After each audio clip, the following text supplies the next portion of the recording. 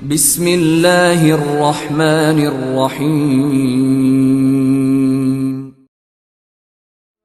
سامعین سے گزارش کی جاتی ہے کہ ہمارے دونوں چینلز کے پلیٹ فارم سے جتنی بھی آڈیو بکس کی ریکارڈنگ کمپلیٹ ہو چکی ہے اسے خود بھی سنیں اور زیادہ سے زیادہ شیئر کرنے کی کوشش کریں، اور ہمارے سوشل میڈیا پلیٹ فارم کے لنکس ڈسکرپشن میں دیے گئے ہیں، ہمیں سبسکرائب اور فالو ضرور کریں تاکہ آپ کو ضروری اپڈیٹس ملتے رہیں، اور ہماری ٹیم کی فنانشیل سپورٹ کے لیے پیٹریون کی لنک ضرور چیک کریں۔ جزاک اللہ۔ صدیوں کا مسافر، وقت کی کہانی، صدیوں کے مسافر کی زبانی، ازل سے ابد تک زندہ رہنے والے ایک انوکھے دیداور کی داستان۔ مصنف M.A. راحت۔ ایپیسوڈ 14۔ کشتی کا ہنگامہ دیر تک چلتا رہا اور پھر اس سے نجات مل سکی، لیکن صرف مجھے شکانیہ سے اب بھی نجات نہیں مل سکی تھی، اور رات کو اس وقت تک اس نے میرا پیچھا نہیں چھوڑا جب تک میں نے اسے شدید نیند آنے کا بہانہ نہ کیا۔ وہ مجھے میری آرامگاہ تک چھوڑنے آئی تھی، لیکن آرامگاہ میں جالوت موجود تھا۔ اس کا منہ پھولا ہوا تھا اور وہ روٹھا روٹھا نظر آ رہا تھا۔ تمہیں کیا ہوا؟ ساری زندگی میں پہلی بار شکست ہوئی، اس نے کہا۔ یہ تو ہوتا رہتا ہے، تم نے نہ سہی تمہارے دوست نے اسے زیر کر دیا۔ میں دیوتاؤں کی دوستی کے قابل کہاں ہوں؟ تم پر بھی یہ بھوت سوار ہو گیا؟ میں نے کہا۔ غلط تو نہیں ہے، مجھے بتا دیتے تو میں تمہاری تکریم کرتا، اب گنہگار ہوں یا نہیں۔ او کالے بے وقوف، فضول تہمات کا شکار نہ ہو، میں کوئی دیوتا وغیرہ نہیں ہوں۔ ان لوگوں میں چل رہی ہے تو اچھا ہی ہے، بہت سی مراد مل گئی ہیں، نقصان ہی کیا ہے اس میں؟ میں نے کہا۔ دیوتاؤں کی قسم، تم دیوتا نہیں ہو؟ ہاں، میں دیوتا نہیں ہوں۔ پھر تم نے اس پہاڑ کو شکست کس طرح دی؟ طاقت سے۔ ایسی بے پناہ طاقت نظر تو نہیں آتی۔ اس میں میرا کیا قصور ہے؟ تمہاری وجہ سے میں پاگل نہ ہو جاؤں کہیں؟ میری تو عقل میں نہیں آتا کہ تم کیا ہو، خواہ مخواہ خود کو الغوث کے جال میں پھنسا دیا، پھر فروخت ہوئے، اس سے قبل اتنی بڑی دولت ٹھکرا دی، اور اب اس جہاز پر یہ کشتی۔ آخر ان تمام باتوں میں کیا راز ہے؟ بس یوں سمجھو کہ متحرک رہ کر گزر رہا ہوں۔ انوکھی تحریک ہے یہ۔ بہرحال تم کہتے ہو تو میں مان لیتا ہوں، لیکن کیا ایزابیل پہنچ کر تم اس سے شادی کر لو گے؟ اس بوڑھی چڑیل سے؟ میں نے پوچھا۔ اوہ، اب اتنی بدنما بھی نہیں ہے، لیکن وہ تو اسی خوش فہمی کا شکار ہے، اور جہاز پر اس سلسلے میں بہت خوب مگویاں ہو رہی ہیں۔ اس سے متعلق ایک کہانی بھی دہرائی جا رہی ہے، اور اب لوگوں کے دلوں میں اس کے لیے صرف ایک مالکہ کا تصور نہیں بلکہ وہ روحانی حیثیت بھی اختیار کرتی جا رہی ہے۔ لوگوں نے اسے نازل ہونے والے دیوتا ازمیر کی ماں کہنا شروع کر دیا ہے۔ بہت خوب، میں نے کہا۔ بہرحال اس نے میرے اوپر زر کثیر خرچ کیا ہے، اگر وہ اس سے مناسب شہرت حاصل کر رہی ہے تو پھر ٹھیک ہے۔ لیکن ازمیر کا کیا ہوگا؟ اہل یونان میں اس کا بڑا چرچا ہے، اور وہ اس کی آمد کے منتظر ہیں۔ کیا تفصیل ہے اس سلسلے میں؟ میں نہیں جانتا۔ اول تو میرا تعلق اس سرزمین سے نہیں ہے، دوسرے میں اس مذہب سے بھی متاثر نہیں ہوں، چنانچہ تفصیل مجھے معلوم نہیں۔ اس سلسلے میں مفصل تو کوئی یونانی ہی بتا سکتا ہے۔ بہرحال ازمیر کم از کم میرے ذریعے سے تو نہیں آئے گا، اور اگر وہ اس قدر متبرک دیوتا ہے تو پھر شکانیہ جیسی عورت کے بدن سے تو ہرگز نہیں۔ میری اس بات پر جالوت ہنس پڑا تھا۔ خوب واقعات ہیں، لیکن تمہاری حالت واقعی انوکھی ہے، مجھ جیسے شخص کی عقل بھی کام نہیں کرتی۔ تمہاری عقل تو اس نے سلب کر لی، میں نے کہا۔ کس نے؟ کیا نام تھا اس حسینہ کا؟ ہاں، غالباً زالہ۔ پہنچی نہیں ابھی تمہارے پاس؟ میں نے پوچھا، اور جالوت نے خوف سے خشک ہونٹوں پر زبان پھیری۔ دیوتاؤں کے لیے اس کا نام مت لو، مجھے خوف محسوس ہوتا ہے۔ کہہ گئی تھی کہ چاند نکلے آئے گی، لیکن آ جائے بے وقوف، میں اس وقت یہاں موجود نہ ہوں گا۔ اوہ، تو کہاں جاؤ گی؟ میں نے پوچھا۔ بندوبست کر لیا ہے میں نے، کسی کو نہ بتاؤں گا، جالوت نے کہا۔ میں اس دیو ہیکل کے خوف پر ہنستا رہا۔ میں نے اسے کئی بار پوچھا کہ وہ زالہ سے بچنے کے لیے کہاں جائے گا، لیکن اس نے کسی قیمت پر نہ بتانے کا تہیہ کر لیا تھا۔ بہرحال میں اپنی آرام گاہ میں آ گیا۔ کوئی فکر، کوئی تردد نہیں تھا۔ ماحول میری پسند کے مطابق تھا۔ رات کا نہ جانے کون سا پہر تھا۔ میری آنکھوں میں غنودگی نہیں تھی۔ دفتن مجھے جالوت کا خیال آیا اور میں اپنے بستر سے اٹھ کر باہر نکل گیا۔ جالوت اپنی جگہ پر موجود نہیں تھا۔ بھاگ گیا، میں نے مسکراتے ہوئے سوچا، اور پھر میں اس کی تلاش میں نکل کھڑا ہوا۔ یوں بھی نیند نہیں آ رہی تھی۔ میں نے سوچا رات میں سمندر کا نظارہ ہی کر لیا جائے۔ اپنی جگہ سے نکل کر میں ایک طرف چل پڑا۔ جہاز پر خاموشی چھائی ہوئی تھی۔ کہیں کہیں اکا دکا ملاح کسی کام میں مصروف نظر آتے تھے۔ میں عرشے پر پہنچ گیا اور پھر دور دور تک نگاہیں دوڑاتے ہوئے آگے بڑھتا رہا۔ پھر مجھے ایک عجیب سی آواز سنائی دی اور میں نے ٹھٹک کر اپنی بائیں سمت دیکھا۔ ایک عجیب سی کیفیت نظر آئی۔ کوئی لڑکی تھی، چاندنی رات میں وہ گھٹنوں کے بل عرشے کے موٹے تختے پر بیٹھی تھی۔ اس کی صورت تو میرے سامنے نہیں تھی، لیکن جسمانی نقوش بے حد حسین تھے۔ قد دراز تھا اور بدن اس مناسبت سے انتہائی موزوں۔ میں تجسس کے ساتھ آگے بڑھا اور اس کے عقب میں پہنچ گیا۔ لڑکی کے سامنے 3 پانسے پڑے ہوئے تھے۔ پھر اس نے تینوں پانسے اٹھائے اور انہیں مٹھی میں بند کر کے ہلایا اور پھر نیچے پھینک دیے، اور پھر وہ جھک کر انہیں دیکھنے لگی۔ کمال ہے، ستاروں کے اصول کے مطابق اب وہ میرے پاس ہونا چاہیے، بلکہ وہ ہے۔ وہ بڑبڑائی اور پھر اس نے چونک کر سامنے دیکھا، مگر کہاں؟ اور اچانک گویا اسے میرے سائے کا احساس ہوا تھا اور وہ اچھل کر پلٹی۔ ایک لمحے کے لیے وہ خوفزدہ سی نظر آئی، لیکن پھر ہنس پڑی۔ انداز شکایت آمیز تھا۔ تو یہ ہے، تم نے تو مجھے ڈرا ہی دیا، اس نے ہنستے ہوئے کہا۔ لیکن میں متحیر کن انداز میں اس کی شکل دیکھ رہا تھا۔ ایک کمسن لڑکی، ایسا جاذب نگاہ چہرہ تھا جیسے کسی سرسبز درخت پر تنہا کھلا ہوا پھول، اور آنکھوں میں بلا کی گہرائی اور شرارت۔ یوں لگتا تھا جیسے اسے مجھ سے ذرا بھی اجنبیت کا احساس نہ ہو۔ در حقیقت پورے جہاز پر ایسا معصوم اور حسین چہرہ دوسرا نہ ہوگا۔ اس کی دلکشی بے مثال تھی۔ مجھے افسوس ہے، میں نے اس کے سراپا کا مکمل جائزہ لینے کے بعد کہا۔ کس بات پر؟ تم میری اچانک آمد پر خوفزدہ ہو گئیں؟ اوہ، اب ایسی بھی کوئی بات نہیں ہے۔ میں نے لفظ خوف ضرور سنا ہے، لیکن وہ میری ذات سے بہت دور ہے۔ اوہ، بہت خوب، ابھی تم نے خود کہا تھا۔ تحیر کے الفاظ تھے، اور یوں اچانک تمہیں اپنے عقب میں دیکھ کر متحیر ہو گئی۔ آنے کا انتظار کر رہی تھی، میں نے تعجب سے کہا، اور اس کے الفاظ مجھے یاد آ گئے۔ ابھی چند لمحات قبل وہ کہہ رہی تھی، کمال ہے، ستاروں کے اصول کے مطابق اسے یہاں ہونا چاہیے، بلکہ وہ ہے۔ تو کیا یہ الفاظ میرے بارے میں تھے اور وہ ستارہ شناس تھی؟ ہاں، مجھے ایک ایک لمحے کی خبر ہے۔ اپنی تم سے ملاقات کے وقت کا تعین میں نے بہت پہلے کر دیا تھا، وہ مسکراہٹ کے ساتھ بولی۔ خوب، یونانی ستارہ شناسوں کے بارے میں میں نے بہت کچھ سنا ہے، لیکن پہلی بار ایک عظیم ستارہ شناس دیکھا ہے۔ میں صرف ستاروں تک محدود نہیں ہوں، بلکہ میں ایک خاص علم بھی رکھتی ہوں جس کے بارے میں ابھی تک کسی کو معلوم نہیں۔ اوہ، وہ کیا ہے؟ میں نے پوچھا۔ یہ 5 سے دیکھ رہے ہو؟ لیکن یہ بھی تو علم نجوم کا ہی ایک حصہ ہے، میں نے کہا۔ ہاں ہے، لیکن مگر کیوں؟ میں تمہیں اس علم کے بارے میں کیوں بتاؤں؟ مت بتاؤ، لیکن میرا انتظار کیوں کر رہی تھی؟ ستاروں نے کہا تھا۔ تمہارے خیال میں تم بڑی ستارہ شناس ہو؟ ہاں ہوں، وہ شرارت سے بولی، اور میں اس کی صورت دیکھتا رہا۔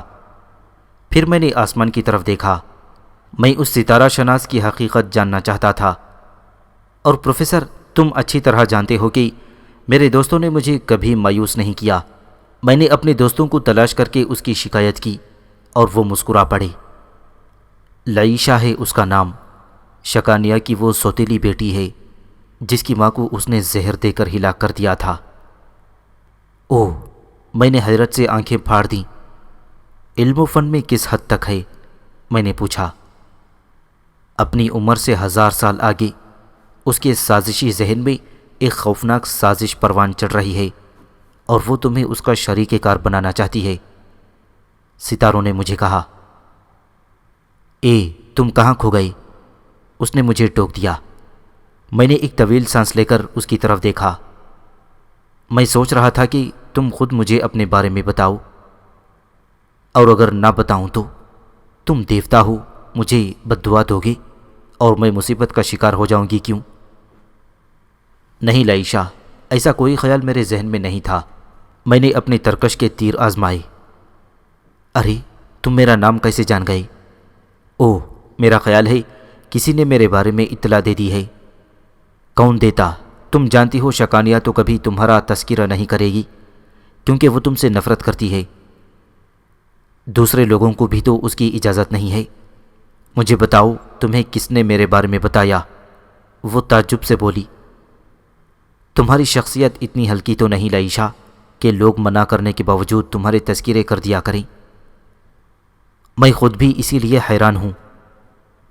معلومات کا تبادلہ کرنا چاہو تو کر لو، میں تمہیں تمہارے بارے میں مکمل طور پر بتا سکتا ہوں۔ گویا تم خود کو دیوتا ثابت کرو گے؟ چلو یہی صحیح، لیکن مجھے قائل نہ کر سکو گے۔ ہاں شاید، لیکن جو خطرناک خیال تمہارے ذہن کے گوشوں میں پنہا ہے، میں اس میں شریک کار کس طرح بنوں گا اگر تم نے مجھ سے یہ رویہ رکھا؟ میں نے کہا، اور وہ بوکھلائے ہوئے انداز میں کھڑی ہو گئی۔ کیا مطلب؟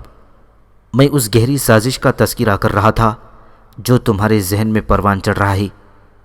میں نے اتنا ہی کہا تھا کہ اس نے جلدی سے اپنا ہاتھ میرے منہ پر رکھ دیا۔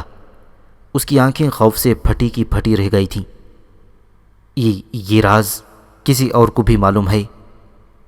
ابھی تک تو صرف میرے سینے میں ہے، لیکن بہتر یہ ہوگا کہ تم پورے اعتماد کے ساتھ مجھ سے گفتگو کرو، میں نے کہا۔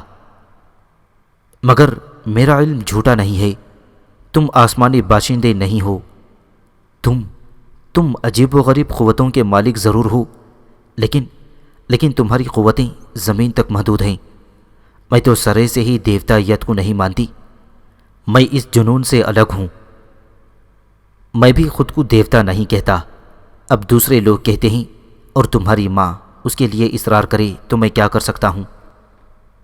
ایک بدترین موت اس کا مقدر ہے، اس نے کہا۔ شاید، ویسے میں جانتا ہوں تم اپنی ماں کی موت کو نہ بھولی ہوگی۔ آہ نوجوان، تمہاری معلومات خطرناک حد تک ہیں، تم نے واقعی میرے ذہن کو شدید جھٹکا دیا ہے۔ میں چند ساعت قبل بہت خوش تھی، لیکن اب میں افسردہ ہوں۔ کیوں؟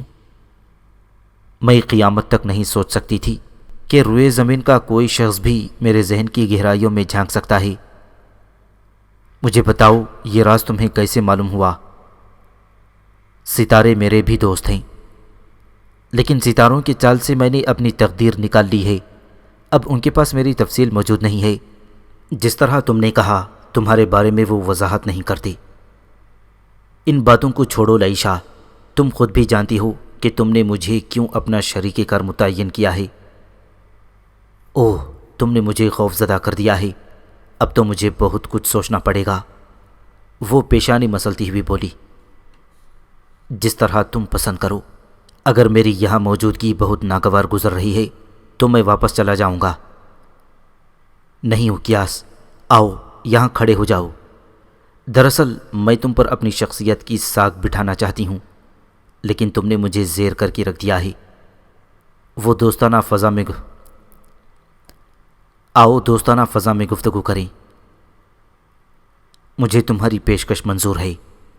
اور پھر وہ دیر تک عرشے سے لگی سمندر کی لہروں کو دیکھتی رہی، پھر بولی، تمہاری شخصیت سربستہ راز ہے، آخر کیوں؟ تمہارا بدن سونے کی طرح چمکدار اور تمہاری صورت اس جہاں کے تمام مردوں سے زیادہ حسین، آخر کیوں؟ تمہاری آنکھوں میں صدیوں کا ماضی آخر کیوں تڑپتا ہے؟ بولو، تمہارا وجود انسانی آلودگی سے پاک کیوں ہے؟ آگ تمہاری دوست اور پانی تمہارا محافظ کیوں ہے؟ تم انسانوں سے نئے دور کے انسان کیوں ہو اور تم میرے بارے میں یہ سب کچھ جاننا چاہتی ہو؟ میں نے پوچھا۔ ہاں، میرے علم نے کہا تھا کہ میرا ایک مددگار روئے زمین پر موجود ہے، اور پھر لمحہ بلمحہ تم میرے قریب آتے گئے۔ تم اس وقت مجھ سے سب سے زیادہ قریب محسوس ہوئے جب شراب کے تاجر کی بیٹی تم سے اظہار عشق کر رہی تھی اور ہمارا جہاز پائیگاز کی طرف بڑھ رہا تھا۔ پھر تم دونوں بازار میں بکنے آئی اور میں نے سوچا کہ تم میرے پاس پہنچ گئے اور تم اس جہاز پر ہو اور تمہارا ایک مقام ہے، اور یہ سب کچھ میرے لیے غیر متوقع نہیں ہے۔ میں نے لمحوں کا حساب رکھا ہی، تم نے وہیں سب کچھ حاصل کر لیا جس کے تم اہل تھی، اور اب اس کے بعد کے کھیل شروع ہوتے ہیں۔ اتنی کم عمر ہونے کے باوجود تم نے اتنے علوم حاصل کر لیے ہیں۔ ہاں، میں دشمنوں کے درمیان زندہ رہنے والی ہستی ہوں، مجھے مدافعت دی گئی ہے، اور اب میں اپنے دشمنوں کو حقیر جانتی ہوں۔ شکانیہ خود کو بہت طاقتور سمجھتی ہے، لیکن اب اگر میں اس کے خلاف کھڑی ہو جاؤں تو وہ میرا کچھ نہیں بگاڑ سکے گی۔ پھر تم نے اسے اب تک معاف کیوں رکھا ہے؟ میں نے سوال کیا اور وہ مسکرا دی۔ ایک بڑے مفاد کے لیے چھوٹے مفادات تو قربان کرنے ہی پڑتے ہیں، مجھے اس سے ایک بڑا کام لینا ہے۔ بہت خوب، میں اسے گہری نگاہوں سے دیکھنے لگا۔ یہ حسین لڑکی جو علم و فنون سے بھی آراستہ تھی میری توجہ کا مرکز بن گئی تھی۔ میں اس کے قرب میں دلچسپی لے رہا تھا۔ لیکن لائشہ، جہاز میں سفر کرتے ہوئے کافی وقت گزر گیا ہے، تم پہلی بار نظر آئی ہو؟ میں نے پوچھا۔ مجھے میری ماں کی طرف سے یہی ہدایت ہے۔ اس نے گردن گھما کر مجھے دیکھا اور مسکرا دی۔ کیا ہدایت ہے؟ دن کی روشنی میں دوسروں کے سامنے نہ آیا کروں، اور ہاں، تازہ ہوا کے لیے رات کی تاریکی مناسب ہے، کسی سے زیادہ گفتگو نہ کیا کروں، اور کوئی ملاقات ہی نہیں ہونا چاہیے، وغیرہ وغیرہ۔ یہ پابندیاں کیوں ہیں؟ میں نے پوچھا۔ کون اس سے سوال کرے؟ گویا تمہارے ساتھ اس کا رویہ مناسب نہیں ہے۔ عجیب سوال ہے تمہارا، کیا تم اپنے دشمنوں کے ساتھ بہتر سلوک کرنا پسند کرو گے؟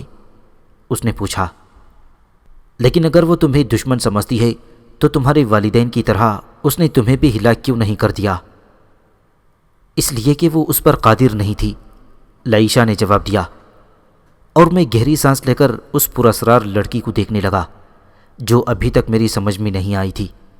تب اس نے آسمان کی جانب دیکھا اور بولی، ستارے واپسی کا اشارہ کر رہے ہیں، مجھے اجازت دو۔ اوہ، لیکن اتنی جلدی بھی کیا ہے؟ تمہاری شخصیت اتنی دلچسپ ہے کہ تم سے باتیں کرتے رہنے کو جی چاہتا ہے۔ ہاں، لیکن مجبوریاں نظر انداز نہیں کی جا سکتی۔ ملاقات تو ہماری پھر ہوگی، اور میرا خیال ہے ایک دو ملاقاتوں کے بعد کافی تفصیل سے ہوگی، انتظار کرو۔ کل رات؟ میں نے سوال کیا۔ ہاں، کل رات بھی ملاقات ہوگی، لیکن اس ماحول میں نہیں۔ کل کی رات تو ایک دلچسپ رات ہے، اس نے مسکراتے ہوئے کہا۔ کیوں؟ کل کیا خاص بات ہوگی؟ میں نے پوچھا۔ اس کے بعد ستارے خاموش ہیں، اور ٹھیک بھی تو ہے، رات کے راز دن کی روشنی میں عیاں نہیں ہونے چاہیے، ورنہ رات کا انتظار کون کرے؟ رات آنے دو، راز عیاں ہو جائیں گے، اس نے بدستور مسکراتے ہوئے کہا اور عرشے کے پاس سے ہٹ گئی۔ پھر اس نے رخصتی انداز میں مجھے دیکھا اور مڑ کر ایک طرف چلی گئی۔ میں خاموشی سے اسے جاتے دیکھتا رہا، اور پھر جب وہ آنکھوں سے اوجھل ہو گئی تو میں نے گہری سانس لی۔ انوکھی لڑکی ہے، لیکن حسین بھی ہے اور زیرک بھی۔ کیا کام لینا چاہتی ہے وہ مجھ سے؟ ویسے اس کے اندازے کس قدر درست تھے، اس نے بہت کچھ معلوم کر لیا میرے بارے میں، اور اپنی معلومات سے بہت پر اعتماد ہے۔ آخری رات میں عرشے سے ہٹ گیا۔ میرا دوست جالوت واپس آ گیا تھا اور اب مردے کی نیند سو رہا تھا۔ شاید اسے اس خطرے سے نجات مل گئی تھی جس سے وہ بھاگا پھر رہا تھا۔ میں خاموشی سے اپنی آرام گاہ میں آ گیا، اور پھر دوسری صبح حسب معمول تھا۔ جاگنے کے بعد جالوت نے اپنی مختصر کہانی سنائی کہ کس طرح زالا اسے تلاش کرتی رہی اور وہ اس سے چھپا چھپا پھر رہا تھا۔ اس لڑکی کو تم نے میرے پیچھے لگایا ہے اکیاس، اب بتاؤ میں کیا کروں تمہارے لیے؟ میری جان بچاؤ کسی طرح اس سے، اس کی صرف ایک ہی ترکیب ہے۔ وہ کیا؟ جالوت نے مجھے دیکھا۔ میں خود اس سے اظہار عشق کر دوں؟ اوہ، عمدہ ترکیب ہے، مگر خوف سے مر جائے گی بیچاری۔ جالوت ہنس کر بولا۔ کیوں؟ تم شکانیہ کے منظور نظر ہو؟ کیوں؟ میں نے پوچھا۔ تم شکانیہ کے منظور نظر ہو، اور اگر شکانیہ کو پتہ چل جائے گا کہ اس کی کوئی کنیز تمہاری توجہ کا مرکز ہے تو وہ اطمینان سے اسے قتل کرا کر سمندر میں پھینکوا دے گی، اور یہ بات زالہ بخوبی جانتی ہے، اس لیے وہ دہشت سے زرد ہو جائے گی۔ اس طرح پھر وہ تمہارے پاس بھی نہیں آئے گی۔ میں نے کہا، ہاں اس بات کا تو امکان ہے۔ بس تو ٹھیک ہے، اب اسے آنے دو، بلکہ ہو سکے تو تم خود بھی اس کا تذکرہ کر دو۔ ممکن ہے مجھ تک آنے کی نوبت ہی نہ پیش آئے، میں نے کہا، اور جالوت بے اختیار ہنس پڑا۔ پھر میں ناشتہ کرنے چل پڑا۔ شکانیہ نے حسب معمول میرا استقبال کیا تھا۔ اس کی آنکھوں میں حیرت کے چراغ روشن تھی۔ اس وقت اس نے خود کو سجا رکھا تھا، اور بلا شبہ اپنی اس سجدت سے وہ کم عمر نظر آنے لگی تھی۔ ایک بار پھر میری آنکھوں میں انوکھے خواب آ بسے ہیں اکیاس۔ جانتے ہو رات بھر میں کیا دیکھتی رہی ہوں؟ کیا دیکھا شکانیہ؟ میں نے پوچھا۔ میں نے دیکھا میں سمندر کی سڑک پر ننگے پاؤں دوڑ رہی ہوں، پانی کسی پھول کی طرح میرا وزن اٹھائے ہوئے ہے۔ پھر سمندر کے لطیف بخارات نے مجھے اپنی آغوش میں لے لیا ہے، اور میں ان کے ساتھ بلند ہو گئی، اتنی بلند تر کہ میرا جہاز کسی ننھے سے نقطے کی مانند رہ گیا، اور خلاؤں میں معلق ایک وادی میں لے جا کر مجھے چھوڑ دیا گیا۔ پھر وادی میں کچھ پراسرار سائے نمودار ہوئے، اور ایک ننھے سے بچے کے رونے کی آواز سنائی دی۔ پھر وہ ننھا سا بچہ میرے بازو میں آ گیا، اور چند ہی لمحات گزرے تھے کہ وہ ایک قوی ہیکل نوجوان بن کر چلا گیا۔ لوگوں نے میرے سر پر تاج فضیلت رکھ دیا تھا، اور وہ مجھے ازمیر کی مقدس ماں کے نام سے مخاطب کر رہی تھی۔ بس میں کیا بتاؤں اکیاس کہ میں کتنی خوش تھی۔ میں نے کوئی جواب نہیں دیا پروفیسر، بس مسکراتا رہا۔ شکانیہ مجھ سے کچھ کہنا چاہ رہی تھی، لیکن انتہائی کوشش کے باوجود اس کی ہمت نہیں پڑی، اور وقت گزر گیا۔ پورا دن حسب معمول تھا۔ جہاز کے ملاح اپنے کام میں مصروف تھے۔ دن میں صرف ایک بار اور شکانیہ سے ملاقات ہوئی، اور پھر رات ہو گئی۔ رات کے کھانے پر وہ میرے ساتھ نہیں تھی۔ میں نے کسی سے اس کے بارے میں سوال نہیں کیا، لیکن پھر جب رات گہری ہو گئی تو اس کا بلاوا آ گیا۔ 2 خادمائیں آئی تھیں۔ اکیاس کو طلب کیا گیا ہے۔ کہاں ہے وہ؟ میں نے پوچھا۔ اپنی آرام گاہ میں ہے، خادماؤں نے کہا، اور میں ان کے ساتھ چل پڑا۔ آؤ اکیاس، میں تمہاری منتظر تھی۔ دن کے وقت ملاقات نہیں ہوئی؟ میں نے پوچھا۔ ہاں، ذرا طبیعت بوجھل تھی۔ کیوں، خیریت؟ میں اس کے نزدیک بیٹھ گیا۔ بس انوکھے خیالوں میں ڈوبی رہی ہوں میں۔ اس سے قبل یہ کیفیت میں نے کبھی محسوس نہ کی، اور سچ تو یہ ہے کہ اس سے قبل میری پسند کا کوئی جوان میری زندگی میں بھی نہیں آیا تھا۔ اوہ، کیا بات ہے! ہاں، آج میرے دل میں یہ عورت جاگ اٹھی ہے۔ گزرے ہوئے واقعات مجھے نہ جانے کون سی کہانیاں سنا رہے ہیں۔ اس نے کہا۔ کیسی کہانیاں؟ میں نے سوال کیا۔ کہ دفتن باہر سے بے پناہ شور سنائی دیا، اور جہاز کو کئی چھوٹے چھوٹے جھٹکے لگے۔ شکانیہ نے مخمور آنکھیں کھول دیں۔ یہ کیا ہوا؟ اس نے متحیرانہ انداز میں پوچھا۔ میں نہیں جانتا۔ اوہ، یہ شور! میرا خیال ہے جہاز کے ملاح چیخ رہے ہیں۔ لعنت ہے ان پر! وہ کرخت لہجے میں بولی، پھر دانت پیستی ہوئی اٹھ کھڑی ہوئی۔ اس کی کیفیت بھوکی شیرنی کی سی تھی، اور اسی کیفیت میں وہ باہر نکل گئی۔ کیا ہو گیا؟ کیوں مر رہے ہو سب لوگ؟ کیوں حلق پھاڑ رہے ہو؟ شکانیہ آگے بڑھی اور کچھ دوڑتے ہوئے ملاح نظر آئی۔ میں بھی اس کے پیچھے پیچھے باہر آ گیا تھا۔ بحری قزاق، بحری قزاق! ملاحوں کی آواز ابھری، اور اسی لمحے ایک متحیر کن منظر دیکھا۔ چیخنے والے ملاح کے سینے میں تیر پیوست ہو گیا تھا۔ اس نے اپنا فرض پورا کیا اور نیچے گر پڑا۔ شکانیہ ایک لمحے کے لیے ساکت رہ گئی۔ جذباتی احساس تحلیل ہو گیا تھا، اور اس کے حلق سے ایک خونخوار آواز بلند ہوئی۔ دوسرے لمحے وہ اندر چلی گئی۔ باہر کی آوازیں تیز ہوتی جا رہی تھیں۔ میں بے اختیار ہنس پڑا۔ بڑی مشکل سے تو اس بیچاری کو یہ وقت نصیب ہوا تھا، لیکن ازمیر اس کی قسمت میں ہی نہیں تھا۔ میں مزید جاننے کے لیے جہاز کے بیرونی حصے میں چلا گیا تھا۔ جو جھٹکے جہاز کو لگے تھے وہ بحری قزاقوں کی کشتیوں کے تھے۔ انہوں نے ہماری کشتی سے اپنے جہاز لگا دیے تھے اور اب رسیوں کی سیڑھیوں سے چڑھتے جا رہے تھے۔ ان کی یلغار چاروں طرف تھی۔ جہاز کے ملاح متحد بھی نہ ہوئے تھے۔ ایک بلند جگہ پر چڑھ کر میں نے دیکھا بحری قزاقوں کی کشتیوں کی تعداد 20-25 سے زیادہ تھی۔ میں نے ایک گہری سانس لی۔ ملاحوں کی تعداد اتنی نہیں تھی کہ وہ قزاقوں سے نمٹ سکے۔ اس کا مطلب یہ ہے کہ شکانیہ کا مشن ادھورا رہ گیا اور شاید اس کی موت بھی نزدیک آ گئی ہے۔ قزاقوں کی یلغار روکے نہ رک رہی تھی۔ وہ خوفناک انداز میں چنگھاڑتے اوپر آ رہی تھی اور بے دریغ غلاموں کو قتل کر رہی تھی۔ غلام پوری کوشش کر رہے تھے کہ ان کی یلغار روک سکیں، لیکن یہ ان کے بس کی بات نہیں تھی۔ تب میں نے شکانیہ کی دہاڑ سنی۔ وہ اپنے اسی لباس میں تھی جس میں میں نے پہلی بار دیکھا تھا۔ اس کے ہاتھوں میں ایک چوڑی تلوار تھی۔ شانے پر باز بیٹھا ہوا تھا۔ بلا شبہ وہ ایک خونخوار اور جنگجو عورت نظر آ رہی تھی۔ شکانیہ نے آتے ہی قزاقوں پر حملہ کر دیا اور میں نے دیکھا اس نے پہلے ہی حملے میں 2 انسانوں کی گردنیں اڑا دی تھیں۔ پھر وہ بڑی چابک دستی سے قزاقوں سے مقابلہ کرنے لگی۔ میں اب بھی خاموش کھڑا تھا اور سوچ رہا تھا کہ ان معاملات میں میرا کیا حصہ ہونا چاہیے۔ ظاہر ہے مجھے قزاقوں سے کوئی دشمنی نہیں تھی اور نہ ہی شکانیہ سے اتنی ہمدردی کہ اس کے لیے میں قتل عام شروع کر دیتا۔ لیکن پھر میں نے جالوت کو دیکھا۔ یہ زرخرید غلام اپنی قیمت ادا کرنے کے لیے میدان میں آ گیا تھا۔ کنگانا اور دوسرے لوگ بھی میدان میں آ گئے تھے اور لڑ رہے تھے۔ یہ سب قزاقوں پر بلا شبہ بھاری پڑ رہے تھے، لیکن جالوت کی پھرتی قابل دید نکلی۔ تلوار بازی میں واقعی وہ اپنا کوئی ثانی نہیں رکھتا تھا اور بے دریغ قزاقوں کو قتل کر رہا تھا۔ تب اچانک قزاقوں کا ایک جھمگٹ اس کے نزدیک جمع ہو گیا۔ قزاقوں نے اندازہ لگا لیا تھا کہ سیاہ غلام خطرناک ہے، چنانچہ اسے قتل کرنا ضروری ہے۔ جالوت کو ان کے نرغے میں دیکھ کر میں برداشت نہیں کر سکا اور میں نے اپنی جگہ سے جنبش کی۔ ایک گزرتے ہوئے قزاق نے میرے اوپر وار کرنے کی کوشش کی اور اس کی تلوار میرے شانے کے قریب سے گزر گئی۔ میں نے اس کا ہاتھ پکڑ کر تلوار چھینی اور اسے اٹھا کر ایک طرف پھینک دیا۔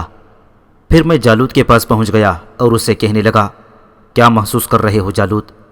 تم نے مجھے پھر سے متحیر کر دیا ہے اوکیاس۔ اس وقت میرے بارے میں سوچنے میں وقت ضائع نہ کرو جالوت۔ میرا خیال ہے ہمیں ان بحری قزاقوں کی صفائی کرنی ہوگی، میں نے کہا، اور جالوت نے گردن جھکا دی۔ پھر وہ سامنے آنے والے قزاقوں سے الجھ گیا۔ میں بھی تلوار اٹھا کر دوسروں پر ضرب لگانے کا ارادہ کر ہی رہا تھا کہ عقب سے ایک سرگوشی سنائی دی، اوکیاس۔ میں نے پلٹ کر دیکھا اور لئیشا کا مسکراتا چہرہ نظر آیا۔ وہ مجھے بلا رہی تھی۔ اوہ لئیشا، اس وقت تمہارا جہاز کے کھلے حصوں میں آنا مناسب نہیں ہے، میں نے کہا، اور جو مناسب ہے وہ میں تمہیں بتانے آئی ہوں، لئیشا بولی۔ وہ کیا؟ میں نے سوال کیا۔ تم کیوں ان لوگوں کے خون سے اپنے ہاتھ رنگ رہے ہو؟ کیا مطلب؟ کیا جہاز کے ملاحوں کو قتل ہونے دیا جائے؟ یہ تقدیر کا فیصلہ ہے، لئیشا نے مضبوط لہجے میں کہا۔ اوہ، کیا تم نے اس سلسلے میں ستاروں سے رابطہ قائم کیا ہے؟ نہیں، تم بھول گئے، میں نے تم سے کل بھی ایک جملہ کہا تھا، یاد ہے تمہیں؟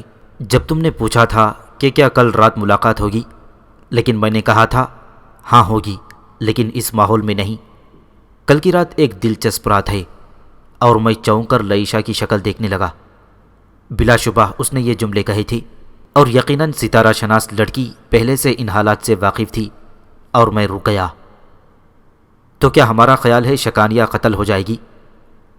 نہیں، شکانیہ قتل نہیں ہوگی، اسے گرفتار کر لیا جائے گا، لئیشا نے کہا۔ جہاز کے دوسرے ملاح؟ بیشتر مارے جائیں گے اور بیشتر گرفتار ہو جائیں گے۔ جہاز کو آگ لگا دی جائے گی، لئیشا نے کہا، اور اپنے مٹھی میں دبے ہوئے پانسوں کو کھنکھنانے لگی۔ اس کے ہونٹوں پر ایک پراسرار مسکراہٹ پھیلی ہوئی تھی۔ میں رک گیا اور میں نے جالوت کو آواز دی۔ جالوت، جو اپنے سامنے والے 2 آدمیوں کا صفایا کرنے کے بعد آگے بڑھ رہا تھا، پلٹ کر میرے قریب پہنچ گیا، اور پھر اس نے متحیرانہ نگاہوں سے لئیشا کو دیکھا اور میری طرف دیکھنے لگا۔ بحری قزاقوں کی تعداد بہت زیادہ ہے، غلام ان کا مقابلہ نہ کر سکیں گے، چنانچہ تم خود کو خطرے میں نہ ڈالو۔ لیکن میں اپنا فرض ادا کرنے سے باز نہ رہوں گا، جالوت نے کہا۔ تمہاری وجہ سے مجھے بھی جنگ میں حصہ لینا پڑے گا اور میرا وجود بحری قزاقوں کے لیے ناقابل برداشت ہو جائے گا۔ افسوس اکیاس، میں تمہاری طرح آقا نہیں غلام ہوں، مجھے اپنی قیمت ادا کرنے دو، جالوت نے کہا اور جنگ میں کود گیا۔ لائشہ بدستور مسکرا رہی تھی۔ اگر وہ اس زبان کا مالک نہ ہوتا تو غلام بھی نہ ہوتا۔ حکمران ذہین ہوتے ہیں اور غلام جذباتی۔ تماشا دیکھو، دیکھو وہ جہاز میں شعلے بھڑک اٹھے ہیں۔ اس نے ایک طرف اشارہ کیا۔ قزاقوں نے جہاز کو آگ لگا دی تھی اور سمندری ہوائیں اس آگ کو جلا دے رہی تھیں اور وہ تیزی سے پھیلتی جا رہی تھی۔ شکانیہ اب بھی وحشت خیز جنگ کر رہی تھی، لیکن پھر کسی نے اس پر ایک سیاہ جال پھینکا اور وہ جال میں جکڑ گئی۔ اس کے شانے پر بیٹھا باز زور زور سے چیخنے لگا اور شکانیہ تلوار سے وہ جال کاٹنے لگی تھی، لیکن پھر کئی دوسرے جال اس پر آ پڑے اور وہ ان میں جکڑ کر رہ گئی۔ دوسری طرف جالوت پر بھی کئی جال پھینکے جا چکے تھے۔ قزاق بہت ذہین تھے، انہوں نے خطرناک لڑاکوں پر قابو پانے کے لیے جال استعمال کیے تھے۔ کنگانا اور دوسرے طاقتور بدستور جنگ کر رہے تھے، لیکن بہت جلد غلاموں کی مدافعت سست پڑنے لگی۔ جو زندہ بچے تھے انہیں گرفتار کیا جانے لگا۔ شکانیہ کو شکست ہو گئی تھی۔ بحری قزاق اب لوٹ مار میں مصروف ہو گئی۔ قیمتی سامان نیچے پھینکا جانے لگا اور پھر ایک قوی ہیکل قزاق جس کی ایک آنکھ پر سیاہ پٹی بندھی ہوئی تھی ہمارے پاس پہنچ گیا۔ اس کے پیچھے ہی دوسرے قزاق بھی تھے۔ اس نے نیزے کی انی میرے سینے پر رکھ دی۔ خود کو گرفتاری کے لیے پیش کر دو۔ میں نے نیزے کی انی پر زور لگایا اور ایک جھٹکے سے اسے پیچھے دھکیل دیا۔ قزاق خود کو بمشکل گرنے سے روک سکا تھا، لیکن دوسرے لوگوں نے میرے گرد تلواروں کا حصار کر دیا۔ لائشہ میرے بالکل نزدیک ہو گئی۔ لیکن تم لوگ میرے ہاتھ سے قتل ہونا چاہتے ہو، میں نے غراتی ہوئی آواز میں کہا۔ خود کو گرفتاری کے لیے پیش کر دو، تمہارے دوسرے لوگوں کو شکست ہو چکی ہے، ایک چشم بولا۔ ہم جنگ میں حصہ نہیں لے رہے، لیکن مجھے گرفتار کرنے کے لیے تمہیں مجھ سے جنگ کرنا ہوگی، میں نے کہا، اور ایک چشم تیزی سے میری طرف لپکا۔ میں نے دوبارہ نیزے پر ہاتھ ڈال کر گھمایا اور دوسرے لمحے نیزہ ایک جھٹکے سے میرے ہاتھ میں آ گیا اور پھر میں نے اسے پیچھے دھکیل دیا۔ تب میں نے نیزہ درمیان سے 2 ٹکڑے کر دیے اور بولا، میں پہلے بھی کہہ چکا ہوں کہ ہم جنگ نہیں کر رہے اور ہم گرفتار ہونے کو بھی تیار نہیں ہیں، لیکن اگر تم نے ایسی کوئی حرکت کی تو پھر نئے سرے سے جنگ ہوگی۔ بس چند ساعت کے بعد یہ جہاز تباہ ہو جائے گا، اس نے کہا۔ ہم لوگ تمہارے ساتھ چلنے کے لیے تیار ہیں، لائشہ نے کہا، اور ایک چشم نے اپنے آدمیوں سے کہا، انہیں کشتیوں پر لے جاؤ۔ چلو، وہ بولے، اور میں نے لائشہ کو سنبھال لیا۔ ہم دونوں رسی کی سیڑھی سے ایک کشتی پر اتر گئے۔ خاصی کشادہ اور جدید کشتیاں تھیں۔ دوسرے بہت سے قیدیوں کو اس کشتی پر اتار دیا گیا۔ ہم خاموش ایک جگہ کھڑے ہوئے تھے۔ جہاز میں اب بری طرح آگ لگی تھی۔ قزاق تیزی سے نیچے کود رہے تھے۔ پھر کشتیاں جہاز سے دور لے جائی جانے لگیں۔ آسمان پر چاند چمک رہا تھا اور چاندنی وحشیوں کو بہت خوفناک بنا کر پیش کر رہی تھی۔ گرفتار شدہ غلام خاموش تھے۔ نہ جانے جالوت اور شکانیہ وغیرہ کا کیا حال تھا۔ وہ لوگ کشتیوں کو تیز رفتاری سے چلاتے ہوئے جہاز سے بہت دور نکل آئے۔ تب میں نے لائشہ کی طرف دیکھا۔ وہ مطمئن تھی اور اس کے چہرے سے کسی قسم کا اظہار نہیں ہو رہا تھا۔ تم بہت پرسکون ہو لائشہ، میں نے کہا، اور اس نے مٹھی میں پکڑے ہوئے پانسے پھینک دیے۔ پھر جھک کر انہیں دیکھنے لگی۔ پھر اس نے مسکراتے ہوئے پانسے سمیٹ لیے اور پھر میری طرف دیکھنے لگی۔ کوئی بات بھی تو حیران کن نہیں ہے۔ بہت خوب، میں نے دلچسپی سے اسے دیکھا۔ کیا کہتا ہے اب تمہارا علم؟ ہمارا سفر ایک خطرناک ماحول کی طرف ہے اور ہمیں ایک طویل عرصہ گزارنا پڑے گا وہاں کہیں۔ وہیں سے ابتدا ہوگی، وہیں سے ابتدا ہوگی۔ کس بات کی؟ اس کا جواب ماحول کی دھند میں پوشیدہ ہے، اس نے اپنے مخصوص انداز میں جواب دیا۔ بڑی متضاد شخصیت ہے تمہاری لائشہ۔ کیوں؟ اس قدر خوبصورت ہونے کے ساتھ ساتھ اس قدر پر اسرار نہیں ہونا چاہیے۔ کیا ہونا چاہیے کیا نہ ہونا چاہیے اس کا فیصلہ تقدیر کرتی ہے۔ میں وہ بننا چاہتی تھی جو نہیں ہوں، اور کچھ بننے کے لیے مجاہدہ ضروری ہے۔ انسان کے وجود میں دو حصے ہیں، اس کا ایک رخ سطحی ہوتا ہے اور دوسرا اس کی ذات کی گہرائیوں میں چھپا ہوتا ہے۔ اپنی ذات کی گہرائیاں خود اسے نہیں معلوم ہوتی، لیکن اگر اس کی نگاہ گہرائیوں تک پہنچ جائے تو سطح زندگی بے معنی ہوتی ہے اور اپنی ذات کا سراغ پانے میں کوشاں ہو جاتا ہے۔ تو تم اپنی ذات کا سراغ لگا رہی ہو؟ میں نے پوچھا۔ لگا چکی ہوں، میں اس منزل سے گزر چکی ہوں جو جذباتی طوفان کی سرزمین ہوتی ہے، اب میں سکون کی وادیوں میں ہوں۔ اتنی سی عمر میں نے پوچھا۔ بات تلاش کی ابتدا کی ہے، جس عمر میں بھی تلاش کا تجسس ہو جائے۔ میں نے اپنی ذات کا عرفان پا لیا، لیکن اس کے حصول کے لیے مجھے کاوشیں کرنا تھیں، اور اب میں ان کاوشوں کی عمر سے گزر رہی ہوں۔ یہ 5 میرے معاون بھی ہیں، اور اس میں پہلا نمبر تمہیں حاصل ہے۔ چنانچہ تم تک پہنچنے کے لیے مجھے جن راستوں سے گزرنا تھا میں ان کی تلاش میں تھی، اور بالآخر یہ راستے مجھے مل گئے۔ میں صحیح جگہ پہنچ گئی اور میں نے تمہیں پا لیا۔ خوب، لیکن لائشہ، پا لینے کا تصور تمہارے ذہن میں کیسے آیا؟ کیا مطلب؟ میں نہیں سمجھی۔ کسی کی ذات سے قریب ہو جانے کا مقصد یہ تو نہیں کہ تم نے اس ذات کو اپنی خواہشات کا قیدی بنا لیا ہے۔ ہاں، تمہارا خیال درست ہے، لیکن میں ستاروں کی چال سے بھی مطمئن ہوں۔ وہ کس طرح؟ میں نے پوچھا۔ ستارے کہتے ہیں کہ تم میری مدد پر آمادہ ہو جاؤ گی، اس لیے مجھے کیا کاوشیں کرنا ہوں گی یہ میں نے آنے والے وقت پر رکھ چھوڑی ہے۔ کیوں؟ تمہارا علم تمہاری ان کاوشوں کی جانب رہنمائی نہیں کرتا؟ میں نے سوال کیا۔ کرتا ہے، اور میں اس سلسلے میں بہت جلد ابتدا کرنے والی ہوں، لائشہ نے کہا۔ گویا تم میری ذات پر مکمل قدرت رکھتی ہو؟ نہیں، یہ بات نہیں ہے۔ تو پھر؟ بس میں اپنے حالات سے مطمئن ہوں۔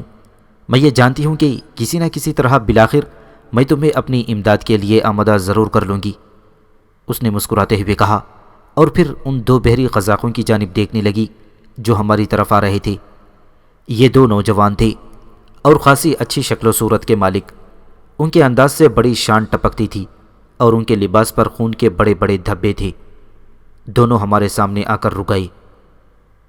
تم وہ ہو جنہوں نے خود کو گرفتاری کے لیے پیش نہیں کیا، ان میں سے ایک نے کہا، اور میں مسکرا کر اس کی صورت دیکھنے لگا۔ ہاں، ہم وہی ہیں۔ لیکن کیا تمہارے انداز دوسرے لوگوں سے مختلف نہیں ہیں؟ تم اپنے آپ میں اس انفرادیت کو کیوں پاتے ہو؟ اس کا جواب آنے والا وقت دے گا۔ وہ وقت آ چکا ہے۔ میں حکم دیتا ہوں کہ خود کو گرفتاری کے لیے پیش کر دو۔ ہم تمہاری قید میں ہیں، اور ظاہر ہے ان کشتیوں سے فرار ممکن نہیں۔ پھر تم یہ کیوں چاہتے ہو کہ معمولی سی رسیاں ہمارے بدن کے گرد لپیٹ دی جائیں؟ اس لیے کہ یہ ہمارا اصول ہے۔ اوہ، تو تم اس خوبصورت لڑکی سے کس مزے کے ساتھ گفتگو کر رہے تھے؟ کیا تمہیں اس بات کا علم نہیں کہ لوٹی ہوئی اشیاء ہمارا حق ہوتی ہیں؟ تم سطحی بات کر رہے ہو۔ اگر تم میرے جسم کے گرد رسیاں ہی لپیٹنا چاہتے ہو تو ضرور ایسا ہی کرو، مجھے انکار نہیں، لیکن اس کا نتیجہ تمہارے حق میں بہتر نہ ہوگا۔ واہ، دلیر آدمی ہو، ہماری قید میں آ کر ہمیں ہی دھمکیاں دے رہے ہو۔ پھر لائشہ نے کہا، اگر یہ لوگ میرا قرب ہی چاہتے ہیں تو تمہیں اعتراض نہ ہونا چاہیے اوکیاس۔ میں تم سے چند گز کے فاصلے پر ہی تو چلی جاؤں گی۔ کشتی کتنی بڑی ہے، اس نے کہا، اور میں نے ہونٹ بھینچ لیے تھے۔ تب لائشہ ان دونوں کے ساتھ کشتی کے دوسرے حصے کی طرف پہنچ گئی۔ تیز ہوائیں کشتیوں کو کسی مخصوص مقام کی جانب لے جا رہی تھیں۔ یقیناً ان ڈاکوؤں کا کوئی ٹھکانہ بھی ہوگا۔